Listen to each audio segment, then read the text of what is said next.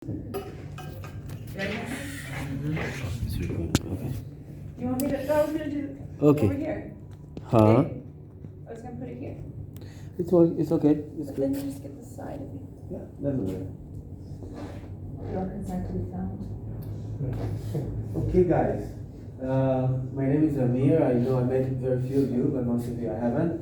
I'm going to give this talk in English. Is that okay with everyone? Because I'm also making a video and some people wanted to come and they couldn't.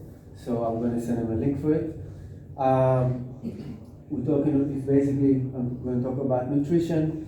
But before I start, a few things that I wanted to also say. First of all, I have the lecture that I prepared, what I'm going to talk about, but it's actually much more interesting to me to give you what you're going to want. So if you have questions, you don't have to wait till the end. At any point, you can ask, and I would love to answer, and even if I get sidetracked, I'll find my way back. But what you ask for me would be more interesting to give you my perspective on whatever question you have. That's one thing. And then the other thing is that I really hope that you're gonna take notes. I don't want you to believe anything that I say because I said it. In fact, I will be much more happy if you take notes and you come back to me, you check the thing, you come back, and if you prove me wrong, I'll be happy because this is how I learn and I get better on top of my stuff. So I have no problem. Yeah, I'm not coming from an ego place, and maybe I'm wrong on what I say. It's all good. So don't feel any problem if anything that I say doesn't add up. You can ask it right then and there, or you can get back to me later on, and I will appreciate that. Okay, so, and with that said, I will be using all kind of terms, physiological terms, different names of different things that are in our body that some of them maybe you heard of, some of them maybe you didn't hear about. So it's also good for you to take notes so later on. Maybe I'll touch about something, but if you read on your own about the things that I bring up, you're going to find so much more information that also can be interesting for you. So I'm just going to put it in advance. Feel free to ask questions at any time and take notes when I put words in there, write them down. Right. Yeah, if any word that you don't know what it is, ask me and I'll say it in Hebrew. Not a problem. Actually, for me it's easier also to give this talk in English because I've done it many times in English. I lived in the United States for 20 years and I've worked with people for so long and I haven't done it so much in Hebrew. So a lot of these books that I read and the things that the material come from is like I might even miss words in Hebrew, but in English I know I have it down. Okay, so basically what I want to talk about today is about the most powerful biological component, the most powerful thing, substance that nature created. And we're all familiar with different powerful biologically compounds that are not from nature, like steroids, chemotherapy. You know that those things are very powerful. If you take steroid, if you take chemotherapy, it has very powerful effect on your body, and all kind of medicines and different things that can affect us. But nature has a substance that is much more powerful than any of those synthetic compounds, and this is going to be the essence of what I'm going to talk about today, and it is hormones.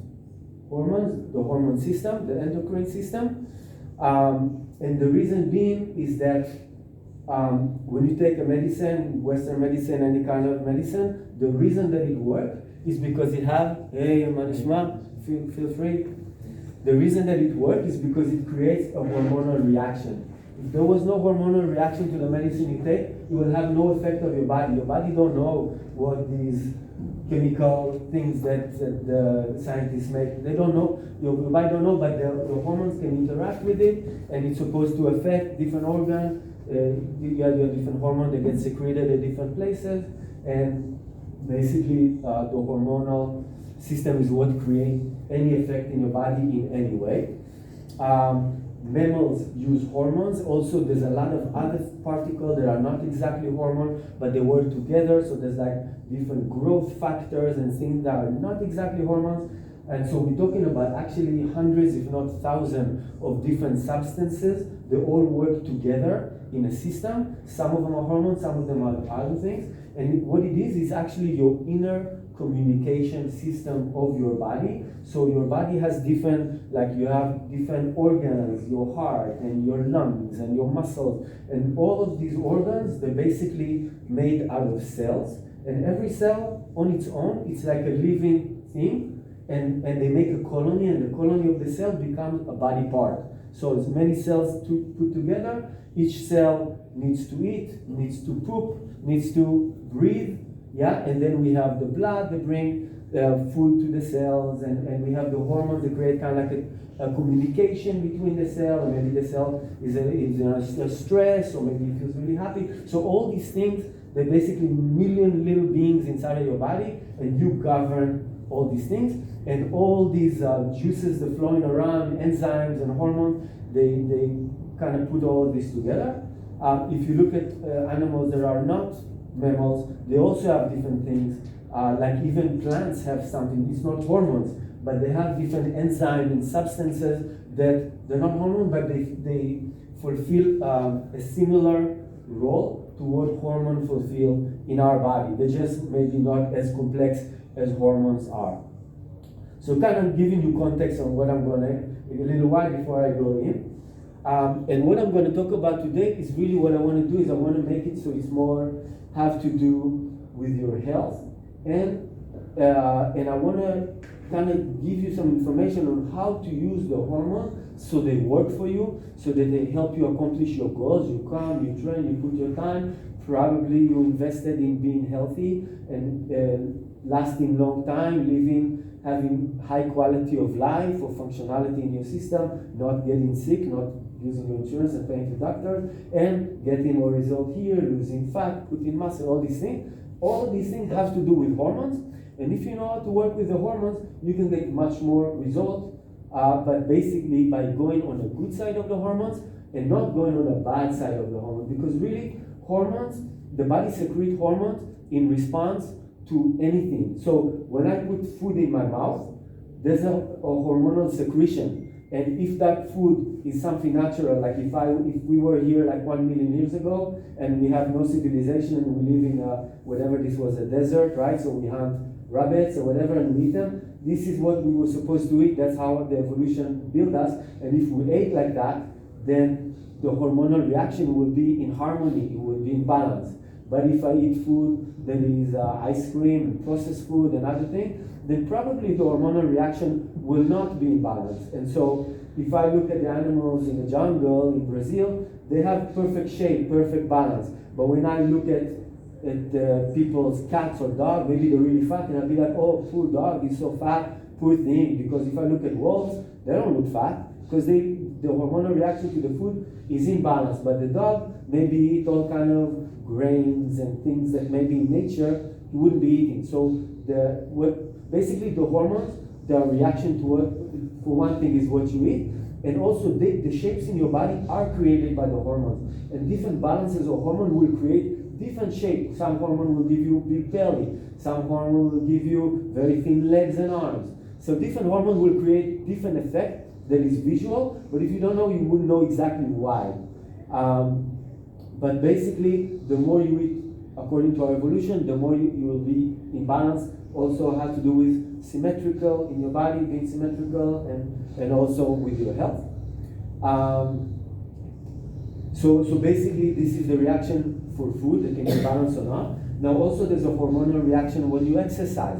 Different types of training have different kind of a hormonal reaction. If I do a lot of cardio, I have one kind of a hormonal reaction. If I do a lot of strength, I have another. And there's a lot of different ways of training and categories, and that's why you see different athletes have different body. It's not necessarily because they're genetics. People give too much value to the genetics. It's much more how you use your body, what's going to end up looking like. So how you train, how you eat, is probably the strongest factors that affect your hormones. But there's also other factors. Do you think positive thoughts or do you think negative thoughts? Because every second your body produces hormones. Every second that passes, you create hormones, and if I think of positive and I'm feeling happy, I create one kind of hormones, and if I'm angry and I'm mad and I'm really pissed off, I create a different kind of hormone. And if I had good night's sleep, 9 hours, whatever you need, if I woke up and I feel fresh, I have one kind of hormone, and also throughout the night. And if I only have 2 hours to sleep because I went to sleep late and I have to wake super early, I have different. So every single thing affects all this system of hundreds of substances that are called hormones. So this is still kind of in a general. And now I'm going to go a little more to the specific. By the way, any questions so far? I don't know if I'm going too fast. Do you need to write anything? Is there any kind of stimulus that doesn't create a hormonal reaction? No. Everything affects your, the way you breathe affects your hormone. Everything affects your hormone. Okay? No. So now what I'm going to do is, there's so many substances to talk about, but what I'm going to do is I'm going to pick and choose a few hormones that are kind of like the main actors, because they do kind of work together. And there's the main actors that if I can understand them and work with them, I can channel the whole system to a positive place, or I can channel it to a negative place, or I can understand what happened when it went one way or the other way, and I can kind of read the little cues that the system will give me. Okay?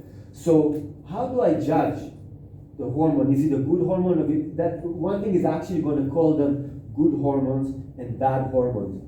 But when I say good hormones and bad hormones, and I do this thing, quotation, is because the truth is there is no bad hormones. If your body can produce, your body will not produce something bad. So even the bad hormones, the body needs them, yeah? But it needs them in a certain context, and if I use them in a different context, they can create an effect that is detrimental, that is bad for my health. So I hope to use them when I need it, but not use them in a wrong way. And this is what I'm also going to talk about, okay? So narrowing in. Now, how do I decide if a hormone is a good hormone and a bad hormone, whenever they're all good, yeah? I'm going to look at 4 criteria that is the main thing that will make me make that decision. There are actually 2 criteria. There's 2 opposites and other 2 opposites.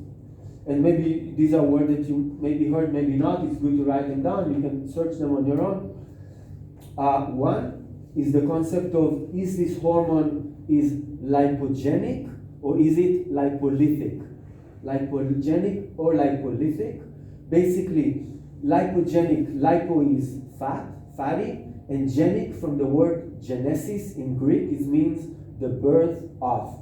The birth of. Lipogenic is like the birth of fat, meaning that this particular hormone, if it's lipogenic, it causes me to gain fat.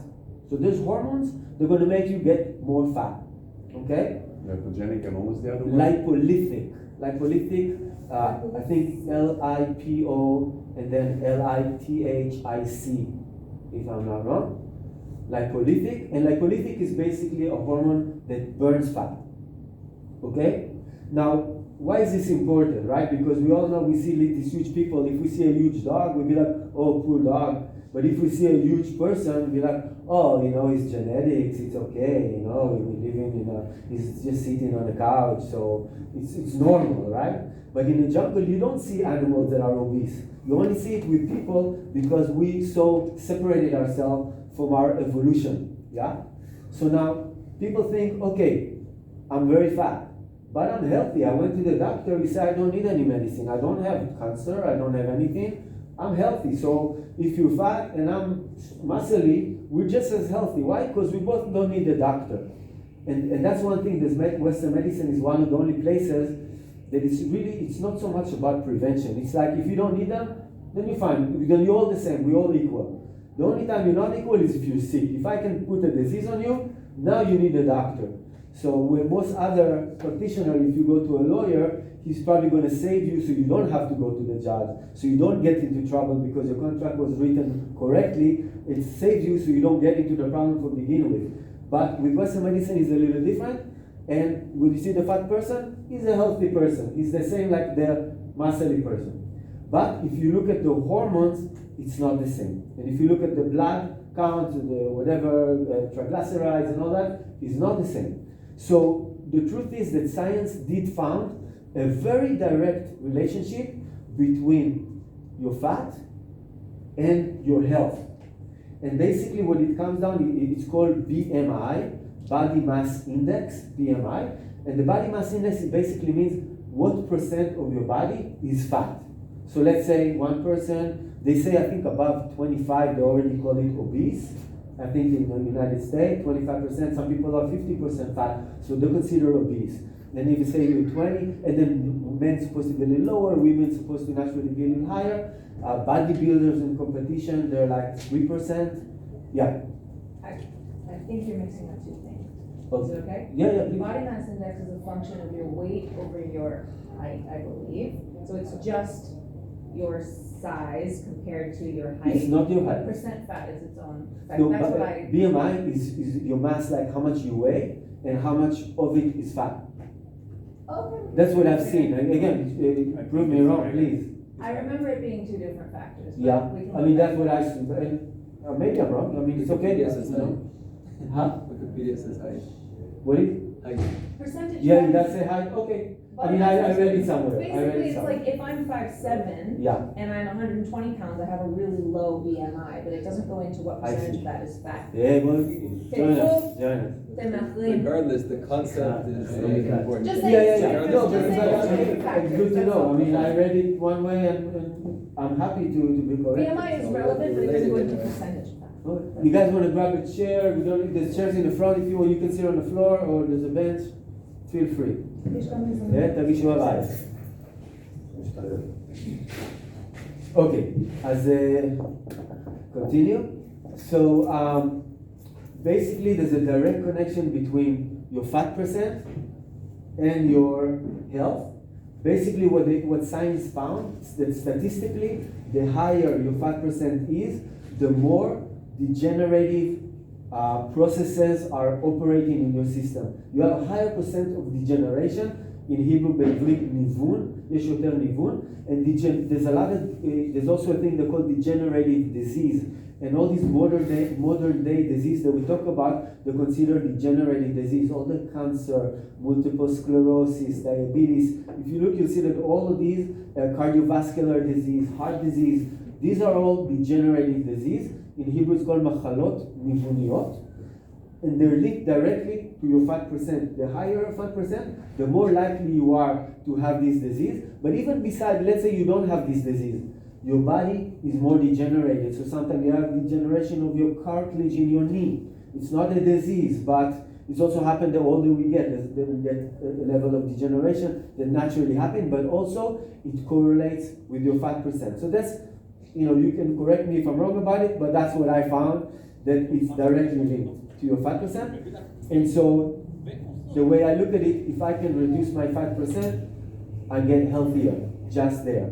And of course you train hard, I'm sure you want to be shredded, sometimes you're strong, but the fat covers your muscle, the muscle is there, you cut your fat, suddenly you see your abs, right? So you might not even need to put more muscle, you just shave off the fat. So it's good to know how to work so you can reduce your fat with hormones.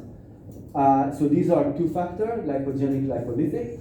The other two are, when I look at the hormone, is it anabolic or is it catabolic? Okay, these are more familiar terms. Anabolic means that it causes muscle growth. If it makes my muscle get bigger, it's anabolic. If it breaks down my muscle, if it makes my muscle tissue becomes less and less, then it's catabolic. Okay, so if I see someone going in the street and they're going like this, these kind of people, they are very catabolic. They don't have a lot of muscle. So the body eats the tissue from inside, and they're very frail, they're very weak. And when you see the strong person with all these bodybuilders, they're very anabolic. They grow a lot of muscle. They have anabolic hormones.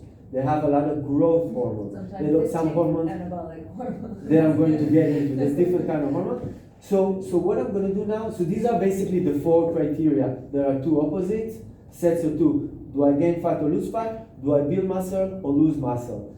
This is how I'm going to judge these hormones. Is it a good hormone or is it a bad one? Okay?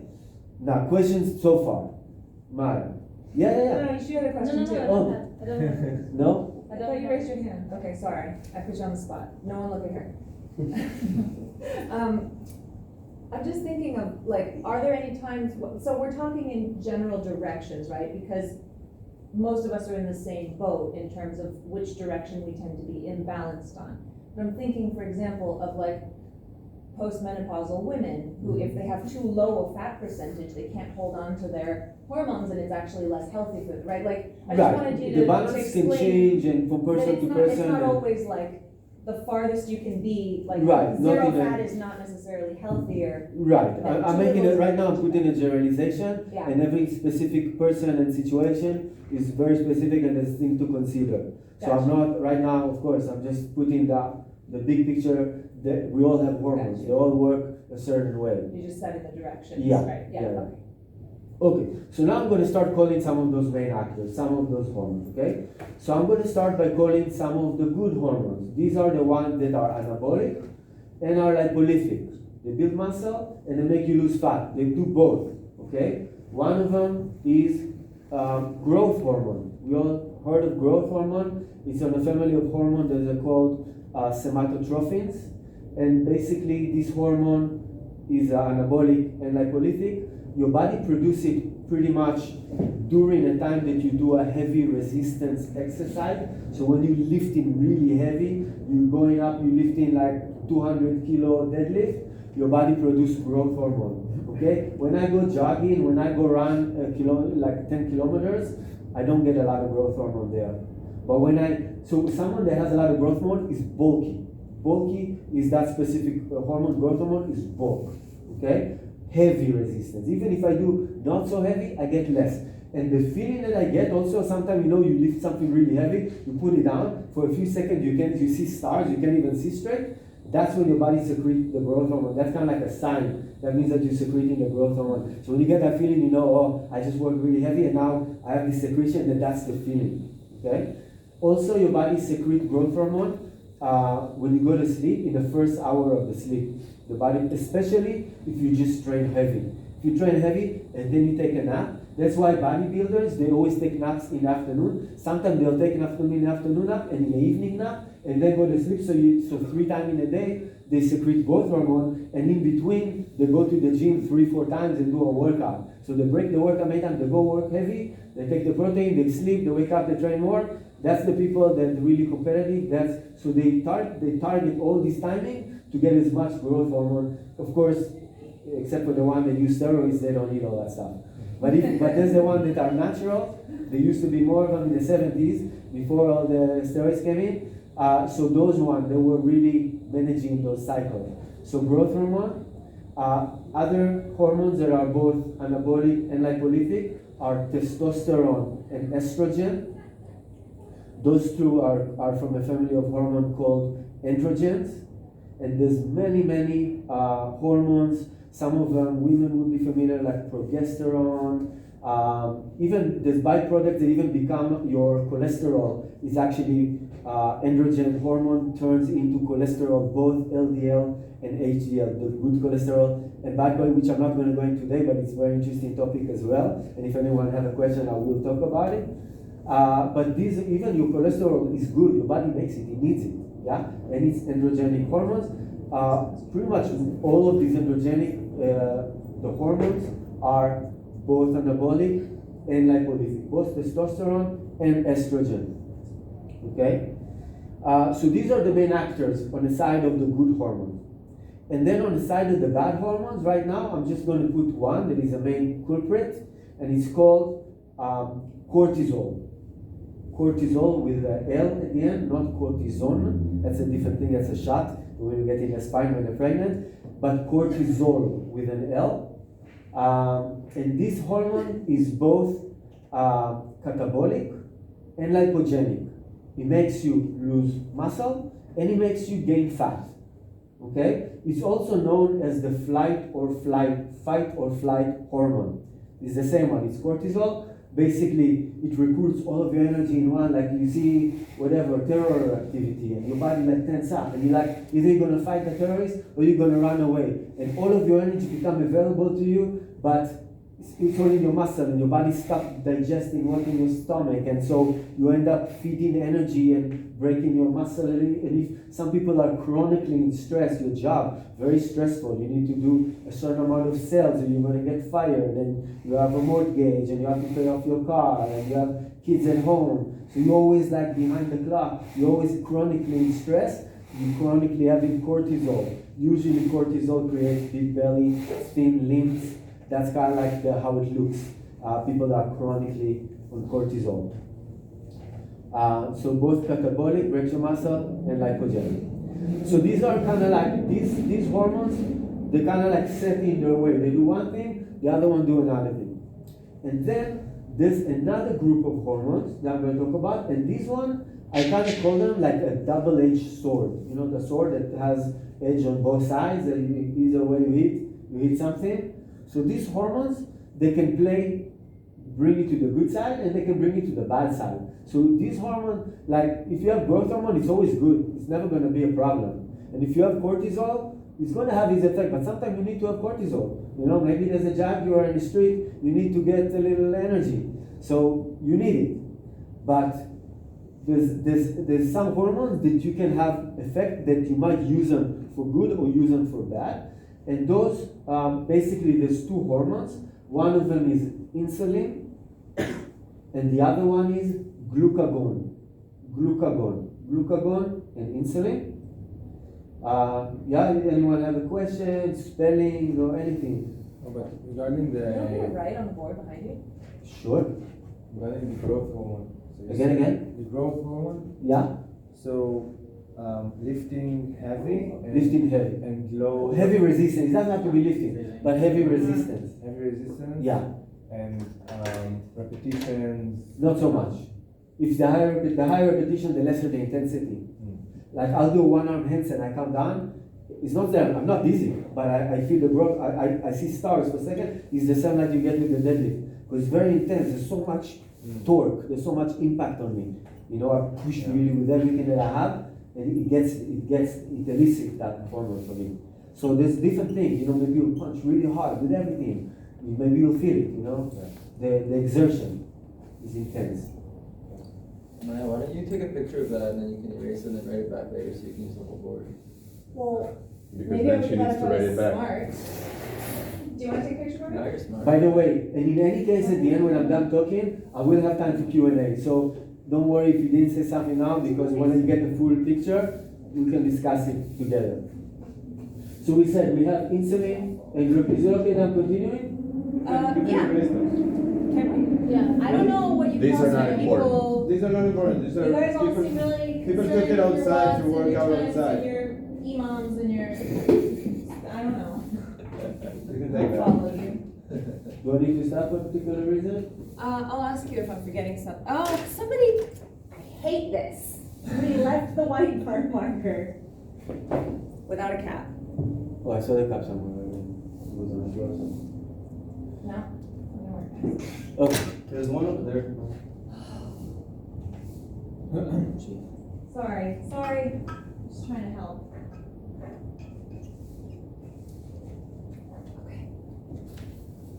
Continue.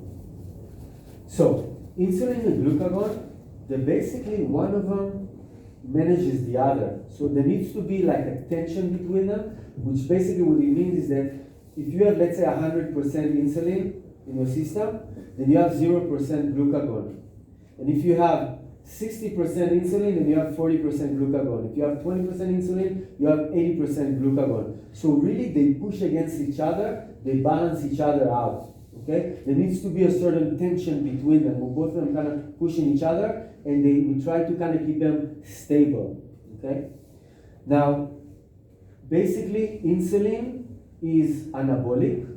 So insulin, it feeds your cells. What it does is, you ate food, your blood sugar go a little up, no matter what you eat, even if it wasn't carbs, your blood sugar still go up. Basically, food's go into your blood from your gut.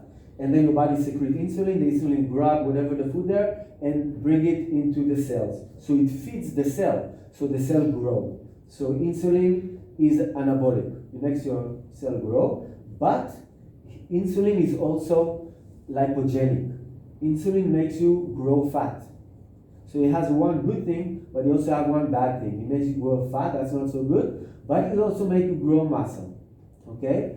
And glucagon, the other one, they work together. By the way, it's not glycogen. If you heard glycogen, glycogen sounds similar. That's the carbohydrates that your body produces in your body. You have ATP, CP, and you have glycogen. It's the second engine metabolic work when you do kind of like semi-maximal strength, sub-maximal strength. You use glycogen. But glucagon is a hormone, glycogen is a carb. And sorry if I'm giving you too many words, but write it down. I hope I'm not confusing you, and I'm trying to kind of separate things so they don't confuse you if you heard a similar word that has a different meaning. I'm a little concerned that you guys aren't stopping him enough. Okay. No, We're assuming Israelis are just smarter than Americans. Basic, Feel man. free to stop me, really. You see, I'm stopping and I'm patient, and I'm happy when you do. You don't have to Yes, be don't- patient, you live with me. Exactly. Hey. What? Anyway. So glucagon is catabolic. It breaks down your muscle, but it's also lipolytic. It burns fat. Yeah, so it has a good thing and a bad thing. So these are kind of like the mix. Yeah. Can you just repeat insulin? Insulin is anabolic and lipogenic, and glucagon is catabolic and lipolytic. Glucagon. Glucagon, I L-G-L-U, yeah. Is catabolic. and lipolytic. So now I'm going to start describing what happened when we eat different things, or basically how to take this hormone to steer the boat in a positive way, or understand if it went the wrong way, so we can think with it, so we can still understand what processes happen in our system. So I'm going to start with the bad way, how to take it to the negative direction. It will help you later on understand the good way. So it's going to be a little grim and depressing. Yeah, don't dive too deep into it, but this will help understand later. So start with the negative. So let's say I eat sugar straight. I take with a spoon white sugar and I gulp in a half a kilo of sugar. Okay? What happens next is that I just consumed it. It goes through the villi of my gut and it gets into my blood system. And now my blood system have very high sugar content. If I take a blood test right now, they'll find high blood sugar. Okay? Now blood sugar is a problem. It's a big problem for the body. The reason is that if you think about it, when you eat a steak, if you ever read on the back, it says they have a table of nutritional content and it tells you how many protein, how many fats, how many carbohydrates, all these things. If you ever look at a steak, you'll see that it has, if it's lean, it has a high amount of protein and a little amount of fat. Maybe it's not so lean, so you have more fat and less protein. It'll tell you, and when it comes to the carbs, it'll say 0.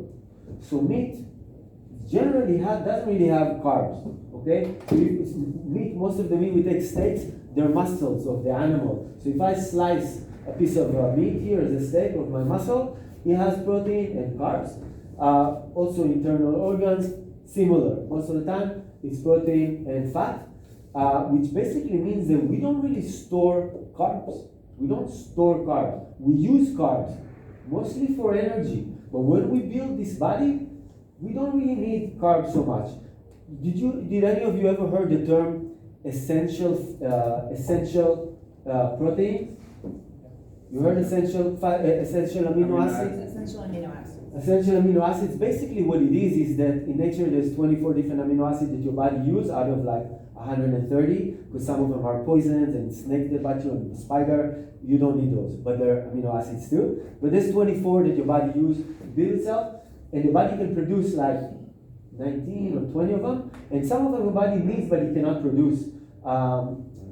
BCAA, your body doesn't produce, and also arginine and tryptophan, your body don't produce them so good. So they're called essential because you need them and you don't make them. Everything else, you can get it. You eat chicken, you get all the spectrum, but also your body can produce it. So if I eat some fat or some carb, my body can work it and synthesize it into a protein. So I can make protein too. And our ability to synthesize is different from person to person. For some people it's more efficient, for other people it's less. There's also essential fatty acid. Have you heard of essential fatty acids? No. So there's 3 fatty acids that your body cannot produce. There's different body. We have all kinds of fats in our body, but there's three. By the way, all 3 of them exist in extra virgin olive oil. If it's never been heated, it has all 3. I forget the name right now. omega-3. No, omega-3 is not one of those. It's not essential fatty acid. Alanic acid, isolaic acid, oleic, isolaic. Anyway, you can look it up, but maybe I gave the wrong name. But there's 3 different ones. The fatty acid, they're essential. Have you ever heard about essential carbohydrates? No. You never heard about essential carbohydrates? You should. The reason you haven't heard because there's no such thing. There is no essential carbohydrates. All the carbohydrates that your body needs, your body can produce, and more than that, the best carbohydrates that your body needs are the ones that your body produces. So any carbohydrates that you eat is less good than the carbohydrate, and your body don't need it. You don't need any carbohydrates. Now vegetables, they have carbohydrates and fiber, they're really good for us, but we don't need them. In fact, what's better for us in our vegetables is the fact that they have a lot of minerals, and vitamins, and enzymes, and all kind of other components, and polyphenols, and other things that are good for our system that create resilience nutritionally. There's different theories on how that works, but really that's really what we get when we eat vegetables. But we don't really need the carbs. The carbs that our body makes is the best kind of carbs, which is glycogen. Glycogen. You have a question? What do you look like to do in class? Okay. I was just, That's okay. So, I'm just naturally perky like this. so now, back to our system. So I just ate a bag of white sugar, okay? Now, my blood sugar jumped up, okay? And why is that a problem? Like, why do I need to secrete high insulin to clean the blood from the sugar? What's gonna happen? A few things can happen. It's a rhetorical question. A few things can happen. One, so I can actually, that can cause a heart attack, it can create a stroke in the brain. So this, if the blood levels stay elevated, I can get those kind of problems. And if I regularly, I like sugar all day long, I eat candies and sugar, that means I have a chronically elevated blood sugar, then I'm of course much more likely down the line to get diabetes and cancer, just because the blood sugar level stay elevated most of the time, it creates problem. Yes? Also infections, right? That if you have high blood sugar, Right, it candida, feeds all kinds of, all kinds of. many problems. And really your body, the only place that you can really use it is for energy to move your body. So what ends up happening is when insulin gets secreted, I told you it was anabolic because it feeds your cells, right? But I didn't explain to you why it's lipogenic, why it makes you grow fat. Right now my blood sugar went up and I secrete a lot of insulin. The insulin is going to clean the blood, the sugar out of the blood. But what is it going to do with all this sugar? It's going to take some of it to the cell, they're going to feed the sugar, and that's going to go into the mitochondria and turns into energy, right? Because right now I have a lot of it, I need to burn it. So I'm going to burn it in the mitochondria, which is inside of the cell. But there's too much sugar there. I ate half a kilo of ice cream. The cells can only absorb altogether, if you were a huge, like 2 meter tall bodybuilder, humongous, then your body can have, basically, the entire body can have altogether 500 milligrams. It's basically half a kilo. Your body can hold half a kilo of glycogen. For a huge guy, it would be basically 300 in your muscle as glycogen and 200 milligrams in your liver. Your liver also holds glycogen. If you were a skinny little girl, very petite, then maybe you hold like 250 grams of, because maybe 50 grams in your muscle and still 200 grams in your liver of glycogen. Okay? So that's basically what that's as much as your body can Did you mean store. insulin or glycogen? Huh? Did you mean insulin or glycogen? Glycogen. Glycogen is the carbohydrate that your body produces. Your body makes glycogen. But you spoke about sugar. Right. So sugar can be glucose. There can be other variation of carbohydrates. Your body will use them differently if it's fructose or glucose, whether it goes first to the muscle or whether it goes first to the liver, depends on the kind of sugar it is. But ultimately your body will fill those up, and the rest of them your body have nowhere to store them. So if in the morning I eat a pita, and in lunch I eat rice, and for dinner I had a cheesecake, and all day long every meal I eat carbs, I'm constantly pushing carbs in, but the system is already full. I didn't train. The glycogen is storage is full, my liver is full, and I'm still eating more pita and more hummus and more things that are carbs. There's no room in my body to store more carbs. I can burn it, but there's only so much I can burn. So what happened? My body converted it into fat. Because I cannot keep it as a sugar, I'm going to get a stroke, I'm going to get a heart attack. So I start gaining fat. And there's two mechanisms how insulin does that. The first mechanism is when you have insulin in your system, your body, your fat in your body is not available for you.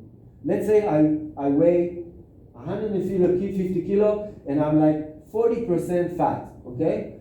Basically on this fat, according to the science, I can go without eating all the way to a lot and back, without eating nothing, and this fat is enough energy to carry me all the way to a lot and back, without eating nothing. I'm just burning this fat, okay? But if I drink my Gatorade that they give me when I run marathon, and I drink the Gatorade, I have sugar in the Gatorade, my insulin went up. Now, even though I have fat, I cannot break it. It's not why can I break it? Because my body, it's more important for my body to burn the sugar in my blood than to use the fat. The fat I can use later. But right now there's a problem. My sugar is up, I have to clean up the blood, or there's going to be problem. So the fat is there, it's not available. If anything, the second part is that I take the sugar and I convert it into fat.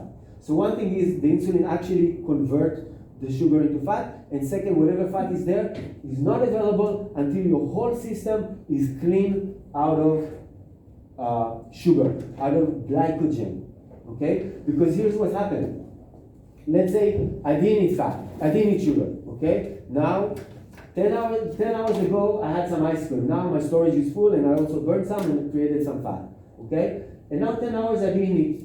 Okay? So what ended up happening is there is some organs that really do need the sugar, and again, they rather have the sugar that you produce and not the fruits, fructose and glucose, but glycogen, those organs need glycogen more, and those organs are your blood cells and your brain. Your blood cells and brain process sugar pretty good. Still, they rather work on lipids. Lipids are tiny little ketones. The tiny little lipids, the tiny little fat molecules that your body can make energy from, and your brain and blood can also use ketones. They don't have to have sugar, but your body does create glycogen, and blood cells and the brain use them. Yeah. How do blood cells use glycogen? You mean muscle cells? That's what I'm going to say next. Oh, okay, sorry. So I'm going to take this out. So, but you meant to say blood, right? What is that? You meant to say blood? The blood cells, the red blood cells, they use carbs, glycogen, and also the brain. And basically what happened is that your liver releases glycogen into the blood in a pace of 5 grams per hour. 5 grams per hour, which means that it holds 120 grams, not 200. So you have 120 in the liver, and if you're a huge bodybuilder, then you hold like 350 grams in your muscles, basically, if you're a huge person. So 120 grams, and then your liver releases 5 grams every hour into the blood. Because basically what happened is, I ate sugar, my blood sugar went up, insulin went up, which means the glycogen went down. So now I have very low glycogen, high insulin.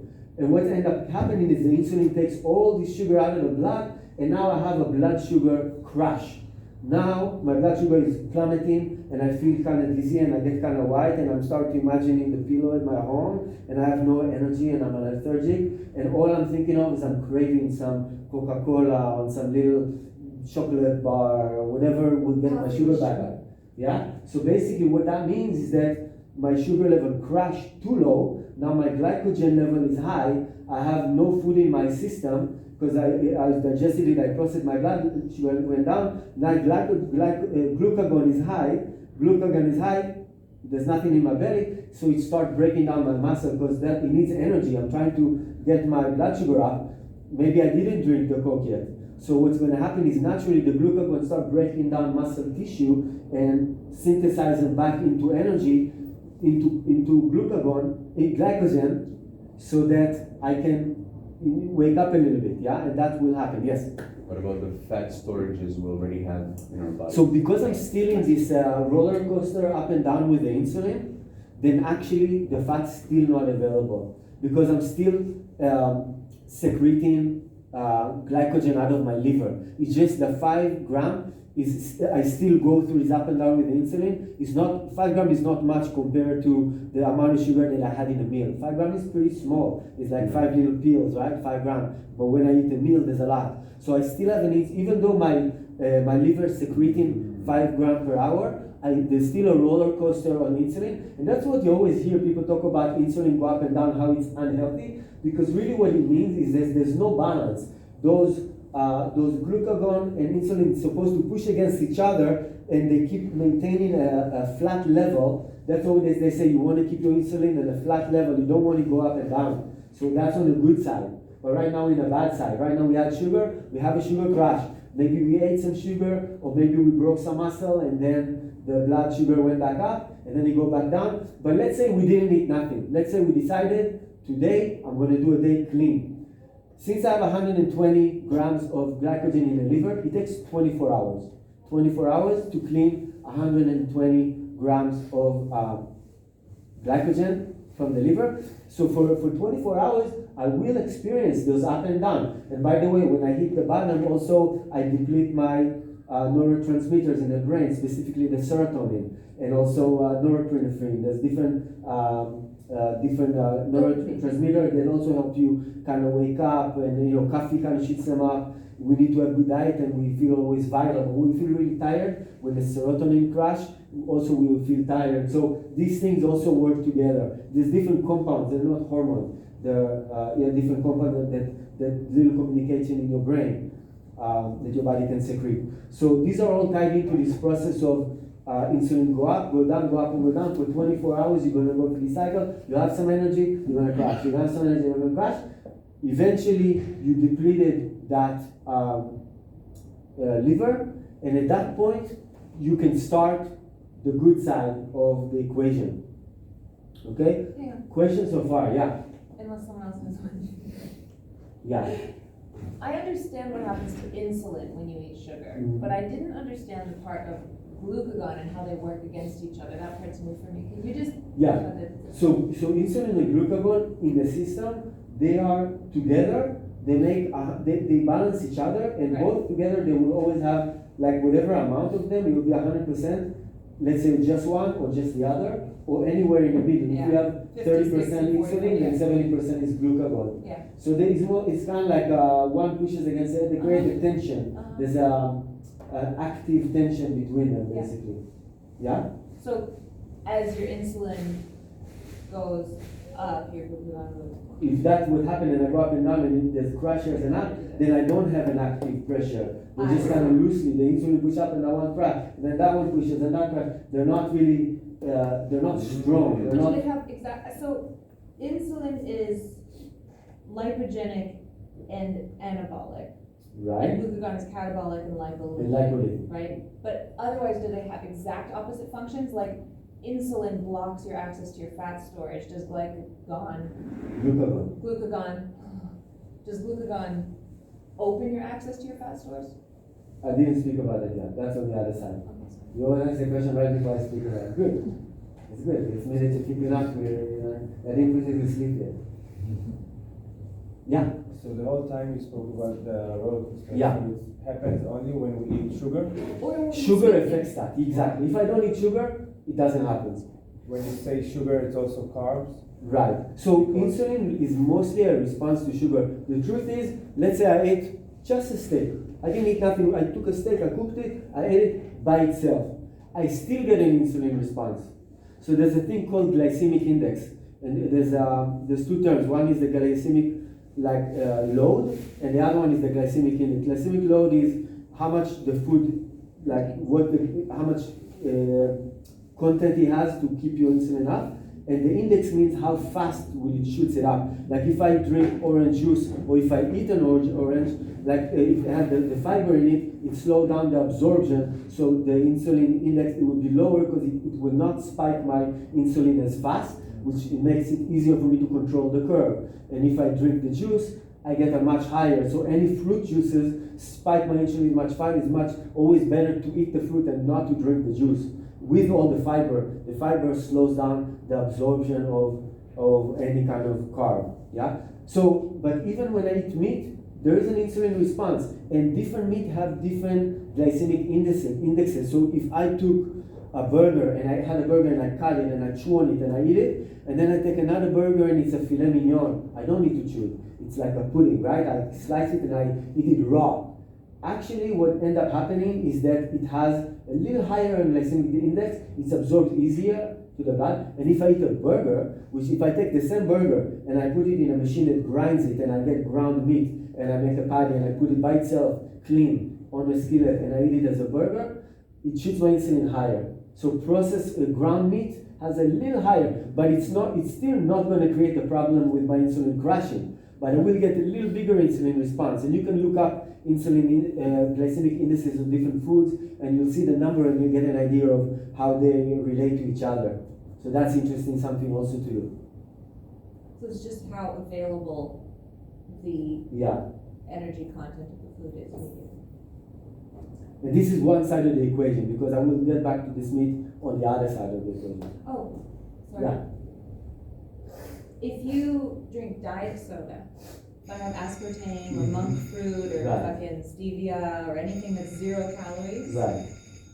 Good question. So first of all, they always say that those fake sugars that have zero glycemic load, they actually cause much more fattening than the rich. It's better to eat sugar than eat any type of artificial except for stevia.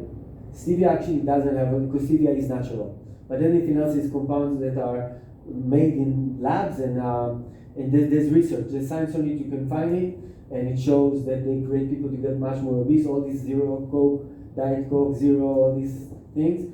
Even your protein powders, if you look at instead of sugar, actually have sucralose, it's bad for you. Don't get that one. Get the one that has sugar or has nothing, if you really want to be clean.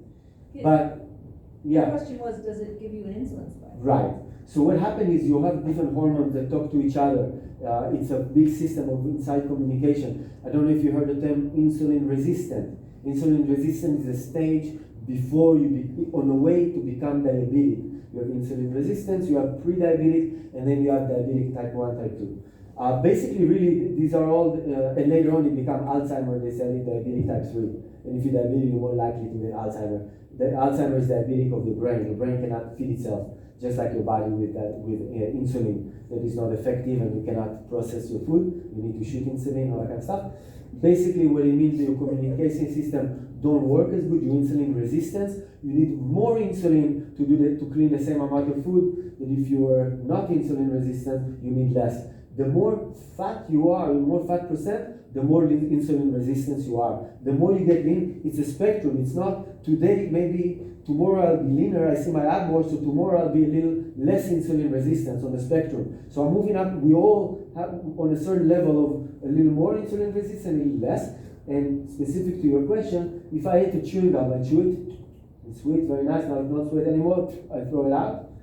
It's still, when I taste sugar, my body secretes insulin. I don't need to swallow it. There's no insulin load. I taste the sweet, my body, it's a mechanism.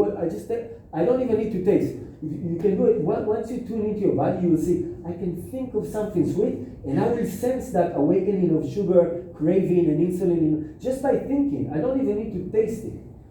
So these are hormones. They respond to your thoughts. Okay? So when you eat those sucralose and all this fake sugar with no content, it still spikes your insulin, it still causes this, but it doesn't have the load. The load stays with you a little longer, right? It stays there. You need to process that load. Here you're not dealing with the load, but you're still dealing with the communication system. So you might not have 24 hours up and down because you don't have 120 grams in your stomach. But you still have some up and down, you still spike your insulin. Okay? So that was for your question. Okay? Okay. Back to the topic. Everyone okay? Everyone with me? Did I lose anyone? Anybody? Because there's a lot of terms. Is anyone diabetic? I was pre. Okay. Don't move on. Then we do a Q&A. Question on that note, what's the mechanism by which the artificial sweeteners actually are more detrimental to the body or more? I don't remember the specific. I mean, obviously, it's not from nature, so the chemical reaction is not in harmony. It's not a balanced reaction. It's a chemical synthesized compound. So right there, you know that sugar, they come from sugar plant, will have a more natural reaction. Now, I don't know the specific mechanism. There's many mechanisms to different synthetic compounds, but there is a lot of science about it. So you can look it up. I remember a little bit of an article that you Yeah. shared with me that it wasn't, I mean, insulin is insulin. The insulin that your body produces, your pancreas produces is the same. But the type of sweet, like, have you ever noticed that, like, you can tell if something has real sugar or fake sugar. It's just like, that's sweet. It's like, sweet, you know? Even sometimes you eat stevia and it's like capital sweet, you know? So there's the potency of input to your system, but it's also that there's a behavioral aspect where if it's Coke Zero, I can have 3, you know, or I can have one all day. I had a receptionist at an office that I worked with that she used to take her Diet Coke to bed with her. So it's a psychological thing that if you think that you're not consuming sugar, then you end up consuming more of the artificial sweeteners, which Anyway, let me move on. I do kind of want to get it. Okay. You get that we are a family of geeks? Always. So, now on the good side. Okay, so say I came and I had a meal, they had vegetables, they had good protein, meat, some good fat, avocado, some olives, that's it. No pita, no cereal food, no corn and rice and bread, none. Meat, vegetables, some good fat, that was my meal. Now, basically what ended up happening is I get some reaction, but I don't get a spike. My insulin doesn't spike, so it goes a little up and then it kind of levels. But actually when you eat good protein, actually glucagon responds to that. So when the protein by itself does spike a little the glucagon, and I actually want glucagon to go high. Now here's the thing. Earlier I said glucagon is catabolic. Earlier, on the other side, it broke down my muscle and create energy from that, right? So now I spike my glucagon. How is that good? Well, the thing is I just ate protein. I ate meat. Glucagon break down muscle. I have protein in my belly, and the glucagon actually helped me process that, so it works with it. That's why it produces that. This is how it's supposed to work. Wait, Yeah? can you say that again? Sorry. So when I eat meat, my body produces glucagon. Yeah. Yeah, we are hunter-gatherers. 2 million years of development of hominids, and we've been hunter-gatherer, hunting, eating meat.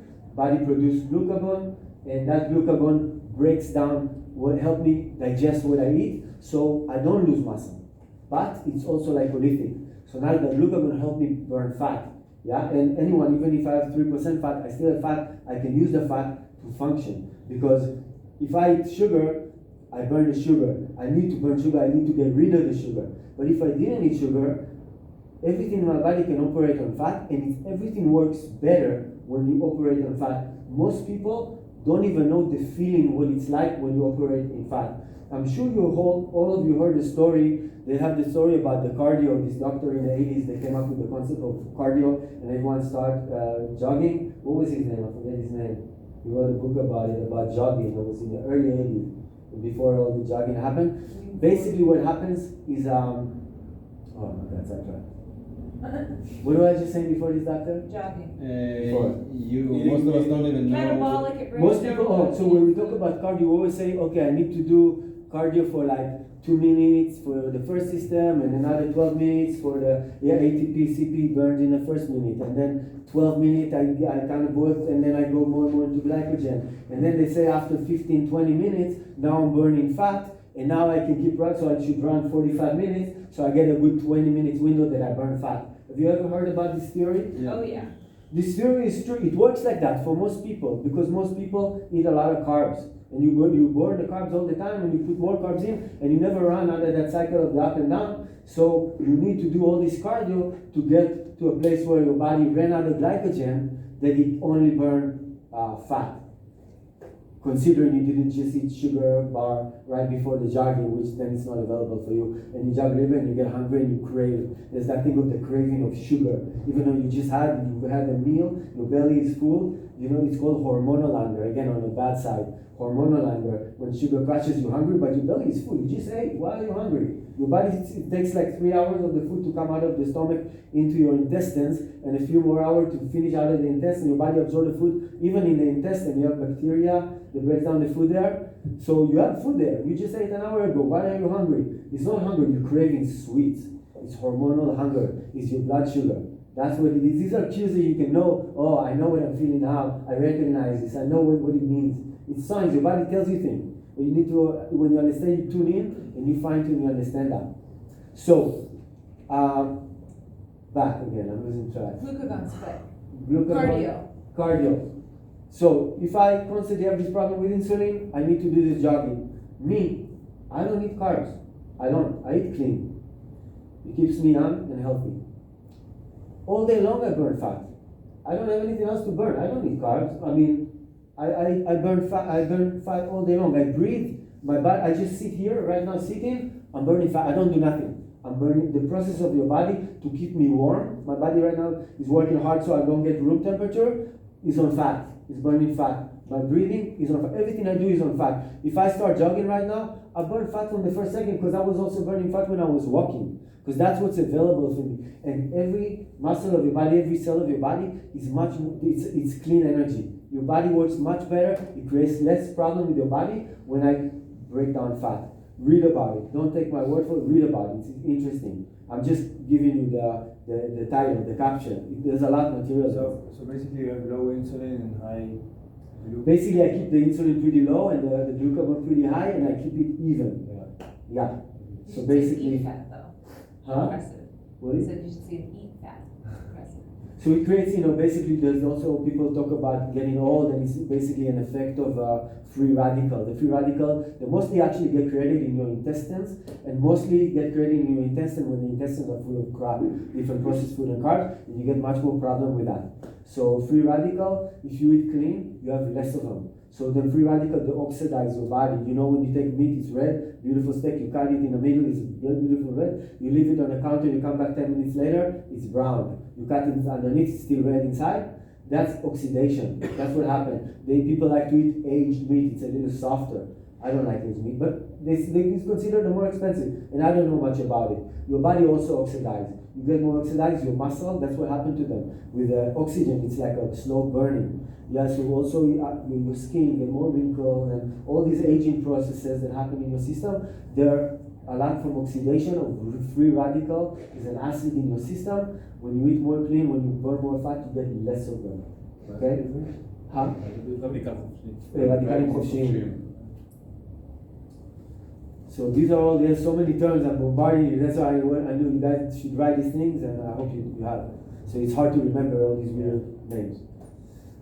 So this is basically the good side of the equation, and I know I'm missing something that I wanted to say. I think I know what it was. Okay. Is there a way to, so if someone is not ready to stop eating all carbs entirely, if it's not realistic, is there a way to work with insulin that's better than just eating? Yeah, actually, I will get to that.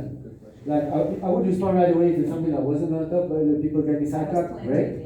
But if it's something I'm going to talk to you, you know what I'm going to say. No, I just wondered if that's what you Yeah, and I know you don't know what I'm going to say. We didn't plan this. I also wondered if you want to talk about inflammation. I will.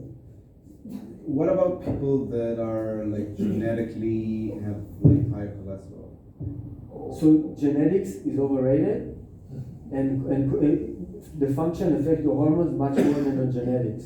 How you function, mostly how you eat and how you train. Those are the two, like if you want to affect your system, the two things that will have the biggest effect is your training and your eating. Then it's your sleep, your mood, other things. But those two are the most direct way to have a powerful hormonal reaction. Train and eat. They always say abs are made in the kitchen. It's just the same. But it's true. I believe I'm talking about switching to a diet that is based on fat and a lot of meat, which is usually high in cholesterol and eggs and all. Cholesterol is its own thing, and I think with the cholesterol, your body needs cholesterol. The bad cholesterol is also good. It has function. The HDL take food to your cells, and the LDL clear waste from your cell. You need the LDL. It has a function. And also, sex hormone, estrogen and testosterone, are becoming cholesterol. If you have low cholesterol, you probably also have low sex drive. Cholesterol is never a problem. There's no link between cholesterol and any disease. The problem is when you have high triglycerides. Triglycerides are sugars in your blood. And when you have high sugar, sugar gets sticky. If you take a keyboard and you take Coca-Cola and you pour it on your keyboard, yeah? And then you take another keyboard, you take a glass of oil, whatever, coconut oil, and you pour it on those keyboards. Which keyboard will be more difficult to work with? The Coke, because it gets sticky. So that's the triglycerides, yeah? Cholesterol is different kind of fat.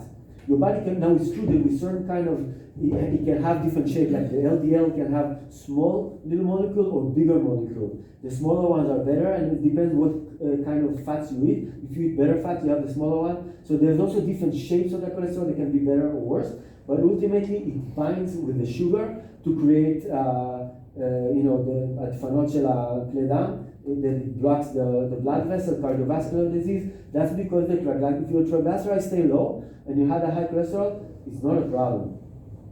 Yeah. What is like good fat, you just said, or bad fat, or bad So, fat? Good Like fat, animal or that's its own, it's a very deep topic, but ultimately, generally speaking, good fat, avocado is good fat, olive oil, extra virgin is good fat. butter? Huh? Butter. Depends on. Butter is from the meat, but okay, I'll get to that in a second. I'm putting the easy ones. Nuts and seeds, they're okay fat. They're good as long as you don't eat too much. A little bit of it, yeah, they have good compounds, but they also have problematic compounds. And fat from meat, especially wild-caught fish, great fat. Here's the thing about fat from live things. I like to get fat from live things, but I also eat avocados and all these things and olive oil a lot. Coconut fat, really good. Anything from coconut without the sugar, but like real coconut oil, great fat. Palm oil, good fat. But usually not heated. Like when you So heat the oils for cooking, they use all these vegetable oils, canola. These are bad. They heat up, they become trans fat. They break down. They're not meant for heat. They shouldn't be used for nothing. All these shmanim simchim, they're not good. Period, for nothing. But coconut, it grows in very tropical, hot area, Brazil. Palm oil, very hot places. So it's strong. It doesn't break down in heat. It can drop down to the ocean, get carried to a different island, and sprout there. The fat molecule stay intact under heat. So these are good oils to cook with. And I also like to cook with butter and with fat that I get out of meat. How do you call it? I render. I get fatty meat. I render the fat out, like kebab. Whenever I get the fat, I keep the fat, and I use it later for cooking. That's good fat to cook with. But here's the thing: with meat, there's a thing called omega-3, and omega-3 is anti-inflammatory. It's great, very good for you, anti-inflammatory. But there's omega-6. Omega-6 is inflammatory. Inflammatory means it breaks down your tissue. You have inflammation. You have injury. Your body needs to break down this tendonitis. You need to break down the tissue so later on you can build a new tissue that is stronger. So you need both processes. But I want to have, some people have inflammatory system. They have rashes, red skin. They have all kind of heartburn, inflammatory system. They have too much omega-6, not enough omega-3. So I always try to increase my omega-3 and lower my omega-6. The nuts, seeds, they have high omega-6, but they also have good monosaturated fats, which are good. So, good and bad. I'm kind of sidetracking here. But I rather eat, in the US I have grass-fed beef, grass-fed wild game, elk, deer, wild boar. I eat animals that are hunted. They have the natural balance. I eat wild-caught fish. In Israel, we used to have wild-caught fish all the time, 20 years ago. Now, everything is farmed. They give them cereal, gluten. Why would a fish eat gluten? Why would a fish eat cornmeal? It doesn't grow inside of the water. The fish is supposed to eat worms, bugs, fish, mollusks. It's not supposed to eat cereal food, but that's what they feed them in a farm. So and now everything is farmed, other than grouper, locust.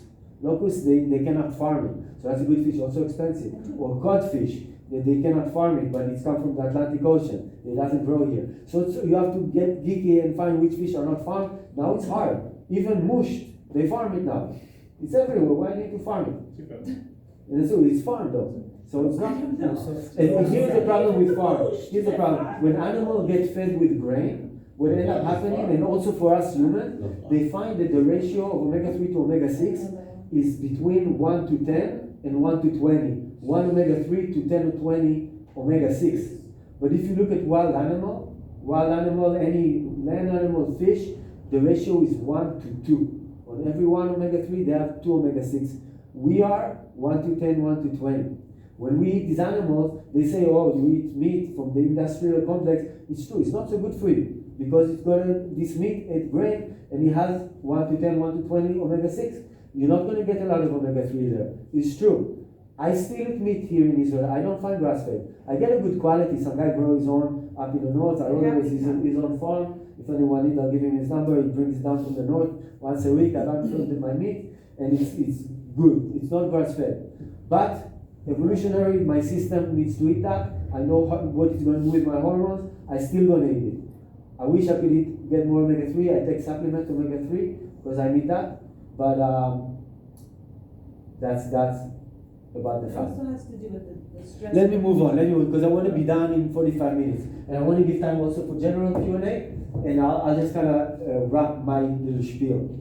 So I gave you the thing about the hormones. Now, back in the US, I gave many talks like this on many different topics of nutrition. The hormone is just one, and as you can see, I'm pretty well rounded. I study this stuff like I didn't go to school. I don't have a certificate on my wall, but I'm a bookworm. I used to sit every day, 2-3 hours in books, and not like reading stories. Scientific research, following online, following people, talking to people that are leaders in these fields in the US, going to take workshop with people that really know this. If you know Rob Wolf, he's very famous. He wrote some books about paleo. He's a good friend of mine. He's a capoeirista. He lives in North California. So I've been in this community for many years.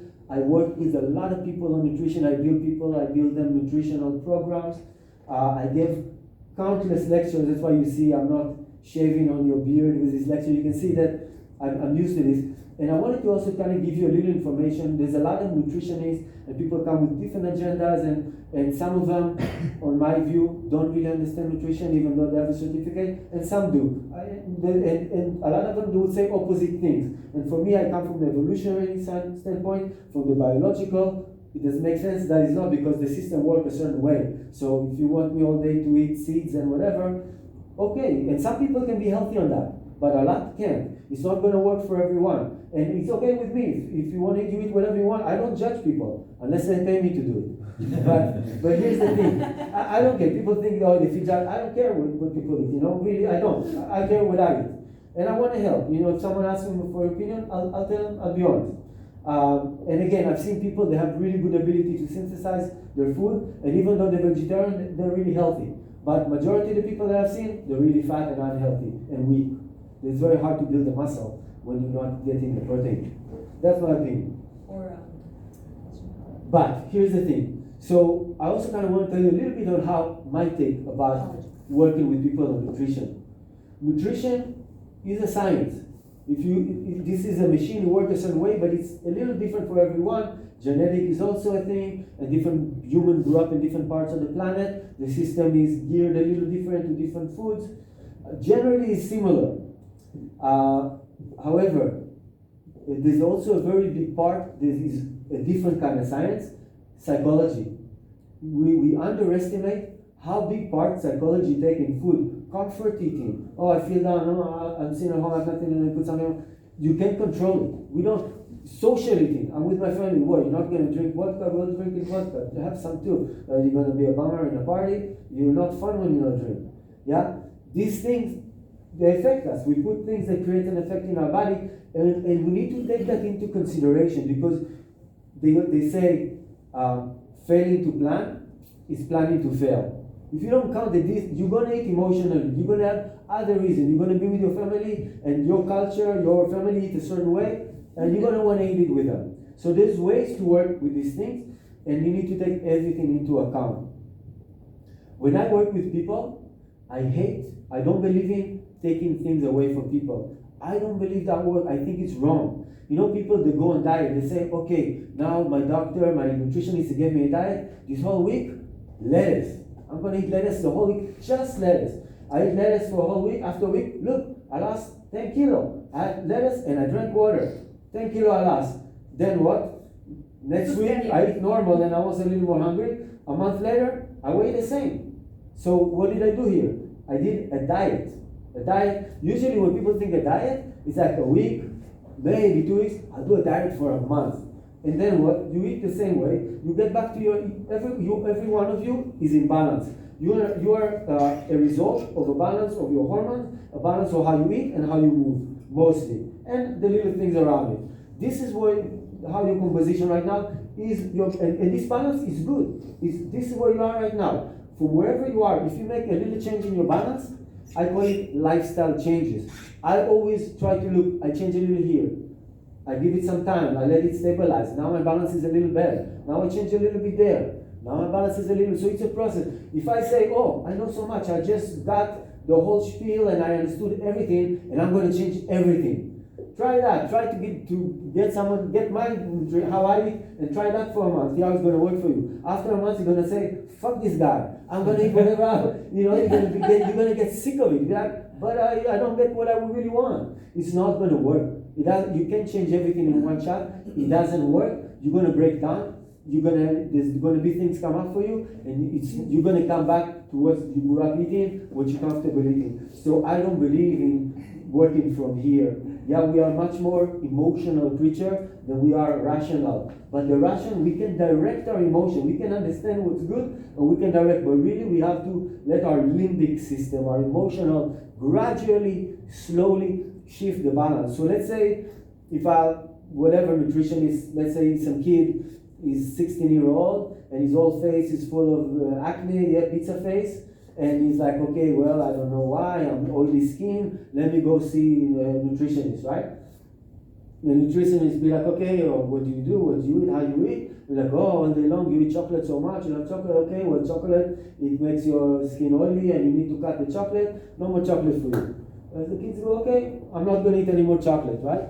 So you go to the restaurant, everyone eating, at the dessert, you go on the menu, everyone have so the chocolate cake, no, I'm going to have, everyone take the chocolate cake, I'm going to take the cheesecake, no chocolate. So I eat the cheesecake, everyone eat the chocolate. Then I go in the grocery store, I get my shopping, and I go to the cashier, and what do I see? Oh, all the chocolate bars? No chocolate, I don't want to eat it, I see it, I don't want to eat it. And all day long, I see chocolate and I all the time think I'm seeing it and I'm choosing not to do it. But at the end of the day, a week or two go by and all the time I'm thinking chocolate. 2 weeks later, I'll be like, you know what? I've been good for 2 weeks. Let me eat a whole drawer of chocolate. That's what happens, right? This is how a lot of nutrition works. Also, there's stuff that in the US, they have a thing that's called Weight Watchers. I don't know if they have it here. Gesture to me. In the US, it's usually from the US. That's what I call yo-yo dieting. Yo-yo dieting. Basically, what ends up happening there is that they basically limit some kind of food. Like it's kind of like they end up starving themselves, and so they're getting catabolic and they're losing muscle tissue. And then they feel, and then they allow themselves to eat more, and they gain fat. They eat carbs, they gain fat, and then they starve themselves again. And so when you starve, you don't eat anything, your body will break your muscle. And then you eat again, so you get back to your same shape, but every time you get back to your same shape, you have less and less muscle and more fat. So you're actually losing your composition even though every time you go on a diet, in a weight where they weigh you, they tell you how many calories you eat, they count your calories, which is, I can get into that, why it's not indication for nothing. Calories is not a workable tool. That's for a different talk. But that's what they do in Weight Watchers. They always, all day long, count calories. And in calories, everything, it doesn't matter what you eat. It matters how many calories. So if I had 2,000 calories from sandwiches or 2,000 calories from vegetables and steak, it's the same. It's 2,000, it's 2,000. It doesn't work like that. That's not how our body works. So this is yo-yo dieting. You do yo-yo, but every time you get worse. So all these diets is exactly what I see that I don't like. What I like to do, I don't like to take things away. This come to me, this kid will come to me, and I'll be like, okay, you have acne, okay, you like chocolate, and everyone know chocolate when you're 16 can give you a lot of acne if you eat all day long. But here's the thing.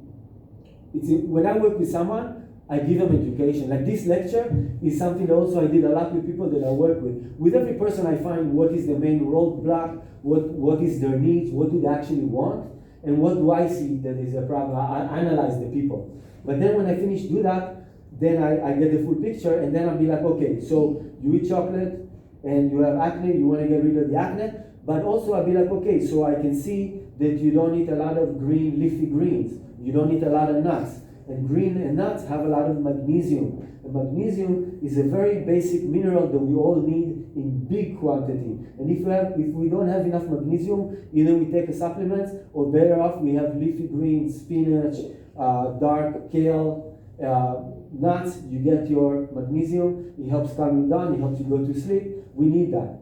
If you don't get it, chocolate also have a lot of magnesium. And many times your body will gravitate to the foods that end up giving you what you need. So, like they saw the rats, they find a carcass and they eat the eyes. And the eyes have a lot of vitamin A. So it's like an internal organ. They eat the eyes first. And then they get the vitamin A because they're deficient. So, naturally we look for what we're deficient in. So if I see this kid, I'll be like, keep it in chocolate. But also add nuts, add leafy green, take a magnesium supplement. Maybe I see that he didn't eat this thing, so I know he has magnesium deficiency. How else he would have? You need a lot. When you take supplement, they talk about 800 micrograms per day. It's a good amount. And then basically what's going to happen is the kids know, okay, I can eat chocolate if I want, but I also have nuts. I also have leafy green. I don't feel so much like I need chocolate. Now, if I see chocolate, if I want, I'll have it. But I know it's bad for me. And I also, instead of taking things away, I like to add things. Why don't you eat this too? I find what's missing. Take that, try this. I move things around. I like to always find the smallest thing that I can change that will give me the biggest bang for the buck.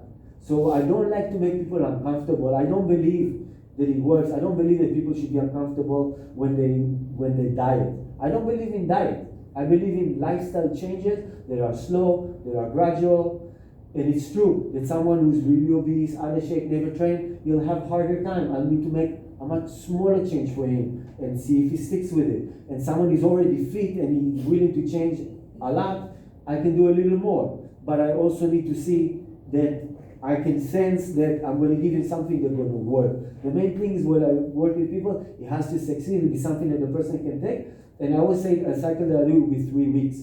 Because it takes 3 weeks to find your new balance. For your body to kind of get used to a certain way. Because in 3 weeks, maybe a person will be like, okay, I actually like it, I feel more energy, I'm not so tired in the morning, I have more energy I feel stronger, I don't feel bloated. There's all kind of people in 2-3 days, they already tell me all kind of sensations that they have, that they feel different. And remind you, they'll change something very small. They can pretty much eat the same way I do. I find something small and the changes are big.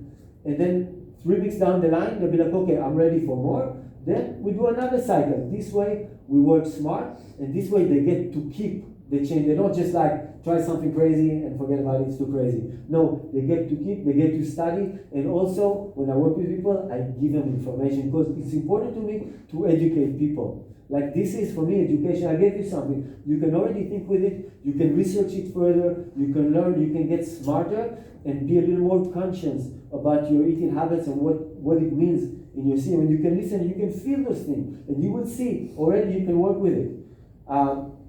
I don't like to take away things. I'll modify things. You have people eat one kind of carb, I'll give them a different kind of carb because it's better. You still eat carbs, but a different kind. So there's a lot of play. I can play with so many variables with people. So it's very specific, and when I work with a person, it's very, very individual. Everyone comes from a different thing, and I see what I do. I believe in doing the same changes slow. When I work with someone, if any of you are ever going to do a nutritional cycle, it's a 3-week cycle, and for the 3 week, I'm available. I don't charge per time at all. I charge per cycle. I'm available 24 hours a day. I mean, I'm not always with you, but you can always send me a WhatsApp, write me an email. I can send you back a research, why this? I'll send you a research, a science magazine, research, peer review something, any question. And I love when people ask questions because then I know they really get what I'm saying because they came from them. And educate people. Every cycle, I educate people. And that's why I have a lot of lectures. Like these are lectures that I give one-on-one. But It works also with a lot of people. It just make it more efficient. I can give more people more information. So even better for me on that. Questions?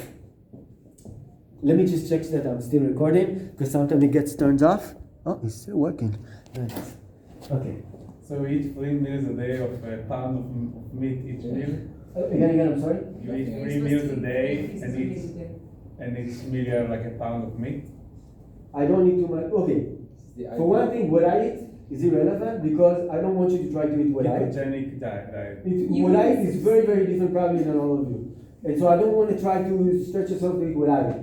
But I don't eat pounds of meat every day. I eat small portions.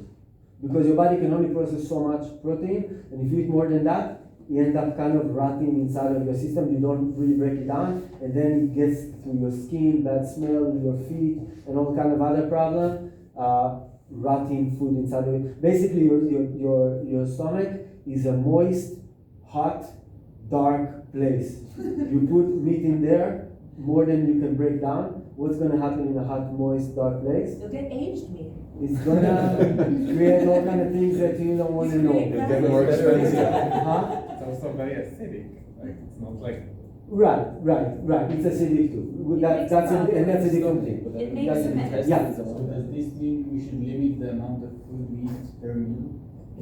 Specifically? That's such a general question.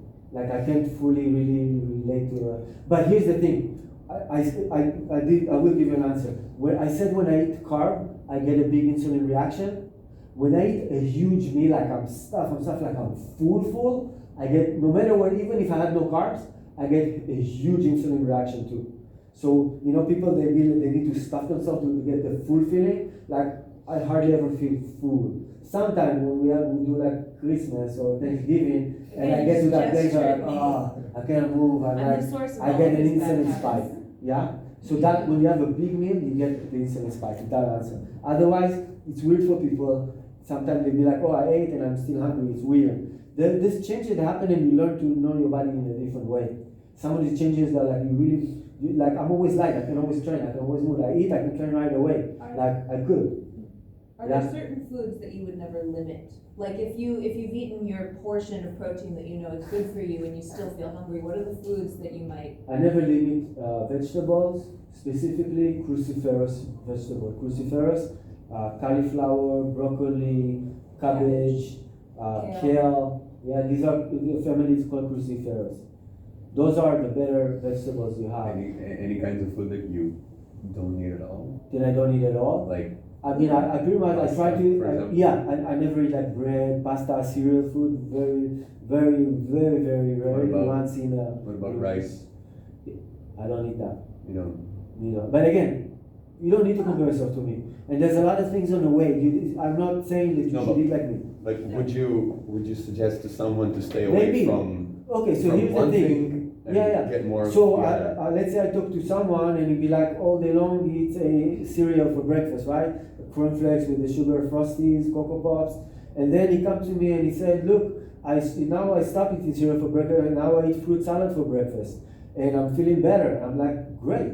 This is a step in a better direction. Instead of eating cornflakes and sugar pops, you're eating fresh fruits every morning. Right. It's much better. For you, it's a step in the right direction. If I ate fruit salad every morning, it'd be a step in the wrong direction. Yeah. Because I eat more fructose and sugar, and my breakfast is much better than that. So there's so many steps in a way. That's why I say almost like immaterial. Like I don't want to talk about how let's not talk about what let's talk more in general, because for every one of you, if you take a little change, you can change your balance in a better direction. And really, what I would look for is what's the smallest change that'll give me the big change. Because sometimes there's little thing that people don't realize, they make something small, the whole life change upside down, and they feel wonderful. And for me, the result that I want to see is that the people is happy, they love, and it's fun. I love how I eat. I don't feel like I'm like, some people, they need every meal to finish with something sweet. And, I take a cake, instead of every, you put in the fridge, and every meal you take a spoon. Then every meal you spike your insulin level. I always say, if I want to eat sugar, I eat sugar. But I always say I don't need to pig out every single meal. I don't need to pig out every day. But psychologically, I crave those things. So once in a while, I'll go and I get a kilo of ice cream and I'll down it in one sitting. I'm not gonna take it home, leave it. It doesn't go into my home. There's never this stuff in my home because then I'm gonna eat. Because I have a very low self-control. If it's in my home, I'm gonna eat it for sure. All day long, I'll be like, oh, this is in my closet. I have this thing in my fridge. I have this in my fridge. Every time I go in, I'll be like, it's there. It's gonna be gone very quickly. But I'm definitely not gonna put and take a bite every day. I want to eat clean. I want to feel the effect of clean, eliciting of good hormones 100%. I don't want to mess it up. So, but again, and this is me. But what I would look for is the smallest change that make the biggest change, so that you're happy, that you enjoy, that it's easy. It's not hard. It's fun. To be healthy is not a problem. No one say that the people always say, oh, everything in life is so unhealthy. Depend on the person. I'm sure you know a lot of people that every single thing they do is very unhealthy. And I'm sure that most of you are already pretty healthy. So you're already aware that life doesn't have to be bad for you. Yeah, everything you do in life can also be good for you. There's ways to work to negotiate with those options. So what would you eat if you have a early morning hardcore training? You really Some good protein, good protein.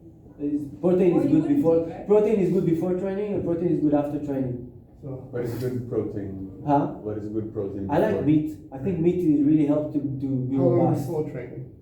I would say like an hour before is a good time. Right. An hour, so it kind of goes to the bottom of your stomach and it kind of starts to go out. The issue with sometimes with meat is that people really want to combine it with a carb. Like we Right. really like to have bread with our meat or rice. Yeah, with our and there's a meat. whole thing about Right. And when you combining foods. combine it, it gets much more complex to break Right. down and it stays with you a longer time, which helps us feel so full and satisfied, Right. but it gets in the way for training. Yeah. Yeah, So it's been like 2 months since I stopped eating carbs and sugar, and I do feel like way better than I did before. My question is, what about dairy? Because I do eat some yogurt. And Right. some So there's all kind of foods that have both good and bad, and a lot of these food that have good and bad, you can find a different food that have the same good without the bad. Dairy is one of these food that have good and bad. I don't eat dairy, and again, I don't want you professor to me, like why I come back to that. But You Arnold Schwarzenegger, there's a famous video of him, he said, milk is for babies. And we are the only creature that eat milk after infancy, and we eat milk of other animals, which also causes other problems. Like if you eat human milk, it'd be much better for you than eat cow milk, because the level of casein and albumin, they create all kind of autoimmune problems and all kind of allergies. There's all kind of issues with milk. But it has good things too. Yeah. So basically, being healthy is remaining the glucagon and the insulin. Exactly. You keep your insulin low, you keep a pressure, dynamic, How do active you- pressure. And you do it by stop eating carbs, Basically, yeah, lowering the carb. lowering the Lowering carbs the and carbs. sugar. Yeah. And it's again, it's psychological, it's not just physical, it's not just science, like your brain, you'll see it's not easy. Can I? Oh, go ahead. So how do you, okay, so for example, if I stop eating carbs, how else, like, what do I need to eat to feel that I'm... So if I work with you, I'll analyze everything. I'll take a page of paper, you take a page of paper, and I'll go down to all the categories, and I'll know, I'll get out of you exactly your habits of eating. And then I'll be able to, and then I'll ask you another question, and I get to see who you are, what do you want, what do I see, and then I'll know what to talk to you about, and then I'll know what program to write for you. It's so individual. No short answer. Yeah, there's so many variables. There's so much I can work with. But I will tell you that I believe in food. I don't believe in supplements. Are great. They have their place. They're the icing on the cake. I'll say you can get 28% of your changes with food, and the supplement is the other 2% icing on the cake. I take supplements here and there, but I don't need a supplement. I need my food. So that's where I work with people. I work with food. It's real. No, but without carbs, how can you feel, like, what can you eat to feel full? So there's mental processes, and you might feel yourself differently. And again, and if I talk to you, I'll know exactly. And I don't take people and be like, okay, no carbs for you. That's not what I do. Yeah. Okay, I'll keep people with carbs, but maybe I can get better carbs, and maybe I want people to stay comfortable. I want people to feel at home with this, you know. Like Right. So my main thing is to the people who love it. They feel great. They don't feel like they miss nothing. That's really what it is. You don't miss nothing. You can eat anything you want, but you're gonna gravitate toward better choices. Right. I can also say that after 2 months, I just now am starting to realize how many years I ate shit and like wasn't aware of it. Yeah, things that I'm you. sorry, I have to go. How can I contact you? My phone number is 051 269 5030.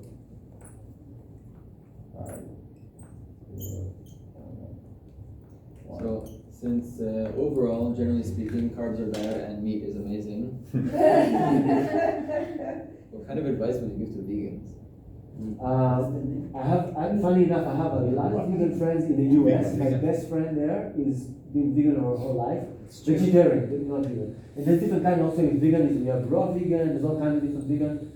A lot of my vegetarian friends sadly ended up converting to eating meat.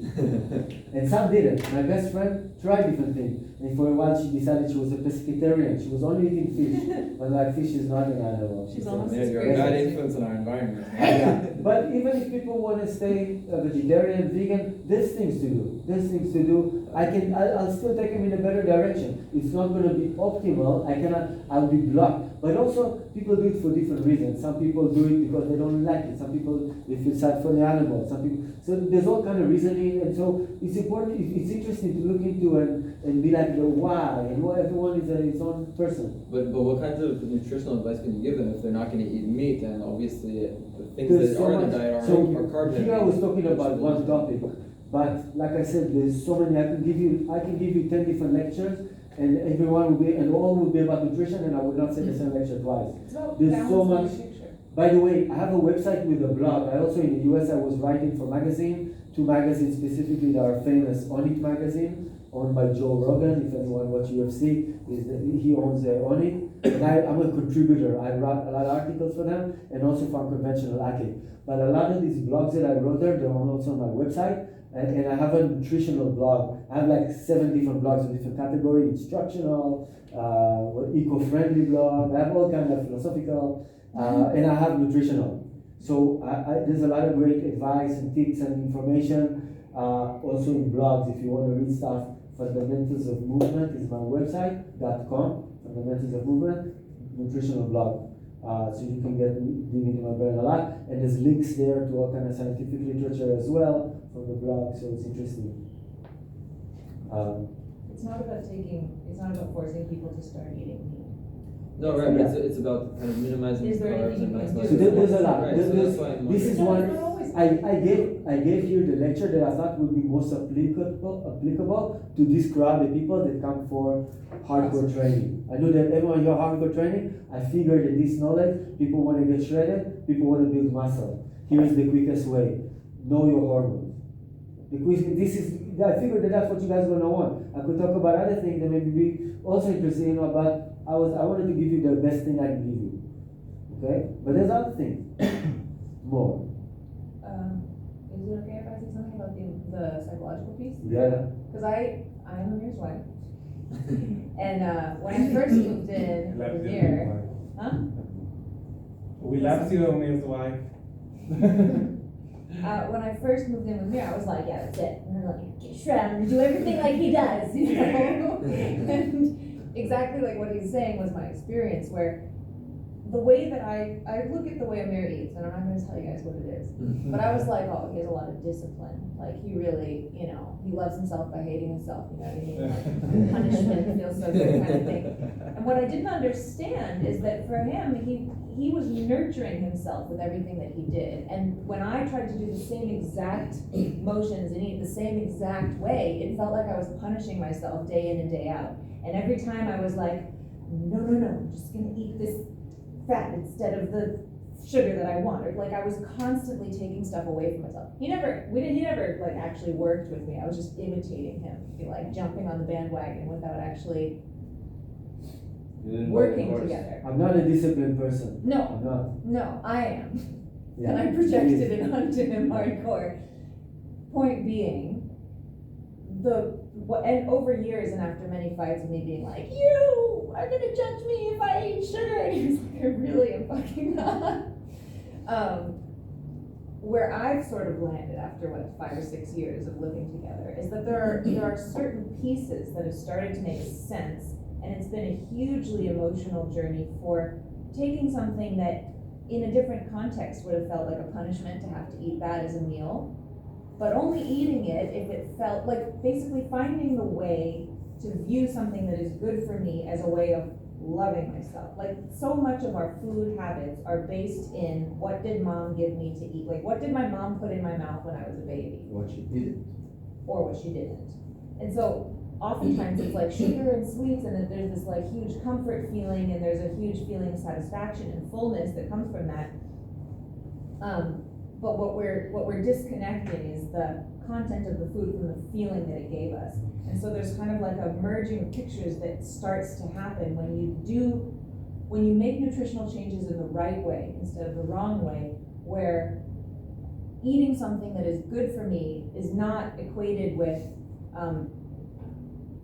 depriving myself of the nice, soft, squishy, warm bed of, mom's arms of sugar and carbs and yummy. And I eat cheese sometimes, and I eat, we don't necessarily eat the same. But it's like I had to find a balance for what feels good and feels right and doesn't feel like I'm taking anything away. But I still have changed drastically in the way that I eat, in a way that feels better and not like, oh, when can I go back to being myself? So I'll give you like the other side, the negative basically aspect of this. You just drink to me when you No, talk about the negative, negative like the stuff. opposite, like negative, like when you take a film, a picture. Got you. The negative image. How I actually see things. So like he said, I'm not disciplined. I never been. At all. He has I'm not about discipline. He has none. I accomplished a lot physically with skills, with different things. I teach her the movement class and I teach her the gymnastic class. If you ever come to my class, you'll see different things that we do. But basically, I'm a passionate person. I'm not a disciplined person. I love what I do. I do it because I love it. I love how I eat. I love how I move. I love how I train. It's fun for me. And when I work with people, that's the direction that I take them. It's important to me to get people to a place that they'll find that passion. They'll feel good. They'll be happy. If you need to work for discipline, I'm not going to be. I will feel bad. I'll be like, I didn't ask for that. I feel that feels wrong. Yeah. I feel like I'm violating you if that's where it's going. He was writing my program for a while, and I was killing myself at the gym twice a day. Like, I'm doing this for you, Amir. And then we get together, and we're in the same place, and he goes to the gym, and he goes, I don't feel it, and he just leaves. And I was like, what? But that's what it means, that most days he comes, and he's doing it because he's fully on board. Big lesson for me. I have a question, actually. How, let's say, bad is it to, also let's say, cheat, but not necessarily cheat, but if you are strict with your meals and you eat a certain way, and then comes the weekend, family dinner, different food, other things. Cheat is legit and it's important. It's because we do have psychology to us. We're not robots. So we should be able, and that's why, this is also why I say I don't feel like I miss anything. I can eat anything I want. If I want to eat shit, if I want to get a big pizza and spaghetti and pasta and ice cream, I'll eat that. I wouldn't think twice, but I'm not going to eat that every day. So generally what I say with cheat, I say if you're in good shape, you can cheat every 3-4 days. If you're not in good shape, if you're huge, again, everyone, you have to work with their psychology. But if you have control, I would say at the most once a week, maybe even less. So it's very personal. And again, it also depends, because like I work with people that they need to recover from cancer or stuff. So there's other problems already, and you try to think, okay, realistically, what needs to happen for this person to recover? Like the way they eat cause clearly, you can see. So there's so much to work with. Yeah. But cheats are a form of renewal for me. It's reminding myself that I'm not. Ultimately, it's working with the psychology. If you need to cheat more, as long as you know, if you look like you fit, if you do 3-4 days, it's good. And of course, if you do once a week, once every other week, it's even better. Actually, I'm going to give you a little more about that. A little bit. I'll tie it to the talk that we did. But I'm not necessarily asking about the psychological thing that it has, but mostly about the effect of I'm going to give you the effect, and I'll tie it to what we just spoke about. Yeah. By the way, guys, before you leave, do me a favor. I want to take a picture of everyone. Jake and Yoni asked me to do that. They want to have a picture of everyone together. So we'll do that. So basically, here's the thing. For instance, people that want to, I'll get back to the Weight Watchers, right? People are fat, they want to lose fat, right? They try to lose fat and they say, oh, but I just don't lose fat. I don't eat, I starve myself, and I'm still fat. It's hard for my body to lose fat. I don't eat any fat. Like, you know, all these people, they eat low fat. They eat carbs, but they have low fat. They think that whatever goes in the body, in the mouth, directly happen on the body. They forget there's a synthesizing process in between. So they think, I'm going to eat low fat, which is really bad, because what ends up happening is you're not putting any fat. Your body needs fat. So what ends up happening, you have fat, it's not accessible to you because your insulin is high, you're not eating fat, and what ends up happening is that your body doesn't want to let go of the fat, and you don't eat fat. So it's holding on to the fat. Now, if you start eating fat, your body like, oh, I'm getting fat, then I can let this fat go. I don't need to hold it so hard because fat comes in. I don't need to work so hard to synthesize to make fat. Fat is available. Let me get rid of this one. Okay? So this is one end. And then the other side, the opposite, is what ends up happening with carbs. Basically, like let's say I can store 350 grams of glycogen, 120 in my liver, and let's say I get 200 in my muscle, because I'm not a huge guy, right? Let's take the picture first, and I'll continue. Let's take a picture with this phone. I'll stop the recording. I'll stop it. I think we have enough there.